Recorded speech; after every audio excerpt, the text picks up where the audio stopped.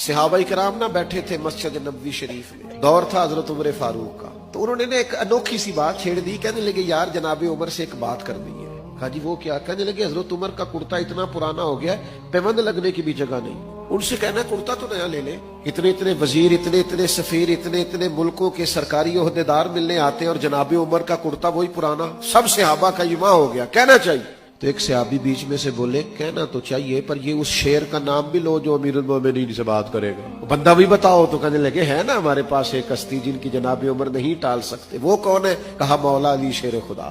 حضرت علی کو بلایا اور اپنا مدعا بیان کیا کہ حضرت اتنے ملکوں کے وزیر سفیر لوگ آتے ہیں، ہماری خواہش ہے کرتا بدل لیں، اور پھر اسلام پر اب تو فتوحات ہے، اگر ایک کرتا نیا لے لے تو حرج کیا ہے؟ حضرت علی کہنے لگے بالکل ٹھیک کہتے ہو، کہنا چاہیے۔ کہ حضور پھر آپ کہیں گے؟ فرمانے لگے میں نے نہیں کہنا، کیونکہ مجھے ان کے مزاج کا پتہ ہے، میں نہیں کہہ سکتا۔ کہا جناب بات درست ہے تو آپ کریں۔ فرمانے لگے تمہیں جگہ نہ بتاؤں جہاں سے بات کہلاؤ گے تو عمر ٹالیں گے نہیں؟ کہا وہ کون سی؟ کہنے لگے سیدہ عائشہ صدیقہ سے کہیں، وہ ماں کا درجہ رکھتی ہیں نا مومنوں کے لیے، تو سیدہ پاک رضی اللہ تعالیٰ عنہ جب فرمائیں گی تو عمر ٹالیں گے نہیں۔ یہ بات سیدہ عائشہ کی خدمت میں عرض کی گئی، انہوں نے امیر المومنین کو پیغام بھیجا، جناب عمر نے 1 منٹ نہیں لگایا، دوڑے آئے، حضور کے گھر سے پیغام آیا، اما جی میں حاضر ہوں، میرے لیے حکم ہو۔ تو جناب عائشہ صدیقہ رضی اللہ تعالیٰ عنہ فرمانے لگی امیر المومنین صحابہ کا کہنا یہ ہے کہ کرتا بہت پرانا ہو گیا ہے، اب تو پیوند لگنے کی جگہ بھی نہیں رہی، حرج کیا ہے؟ اسلام منع نہیں کرتا، آپ یہ کرتا بدل لیں۔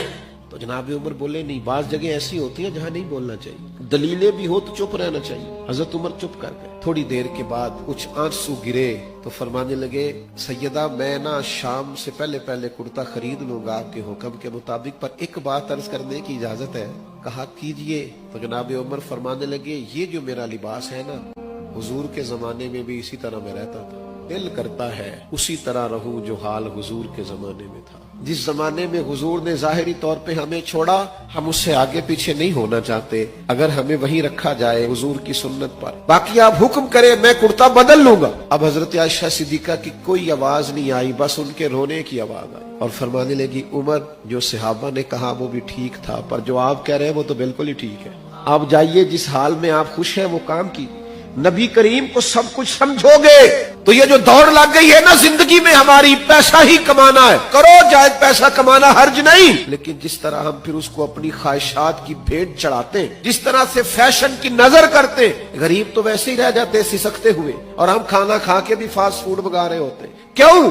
اس لیے کہ ہم جو کماتے ہیں وہ ضروریات کے لیے نہیں، خواہشات کے لیے۔ نبی کریم سے پیار کرو گے، سب کچھ حضور کو جانو گے، پھر ان چیزوں سے باہر آ جاؤ گے۔